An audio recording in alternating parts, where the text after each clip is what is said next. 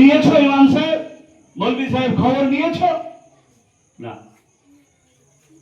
আফসোস জিনার আজকে আমরা মজলিসে আজাতে এসছি, নিরীহ ইমাম, এই 12 ইমামের মধ্যে সব থেকে নিরীহ যদি ইমাম ছিলেন তো ইমামে হাসান মুজতবা। এত নিরীহ ইমাম ছিলেন, এত নিরীহ ইমাম ছিলেন, আল্লাহ রাসূল সাল্লাল্লাহু আলাইহি সাল্লাম শুধু চেহারার দিকে তাকিয়ে থাকতেন আর অঝর নয়নে কান্না করতেন।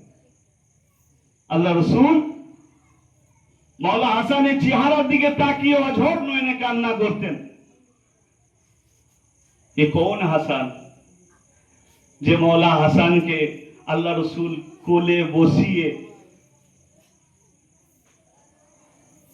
লালন পালন করতেন, আদর করতেন, সোহাগ করতেন।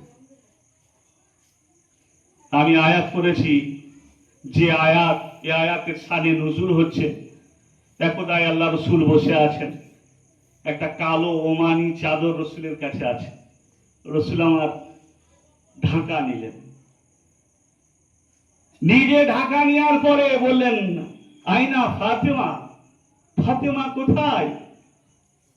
ফাতেমা বললেন, ইয়া রাসূলুল্লাহ, আমি এখানে রয়েছি, এসো আমার চাদরের তলায় এসো। চাদরের তলায় বিটিকে নিয়ে নিলেন, বললেন, আইনা আলী, আলী কোথায়? বলে, ইয়া রাসূলুল্লাহ, এখানেই রয়েছে, এসো আমার চাদরের তলে এসো। রসুল আমার চাদরের তলে নিলেন।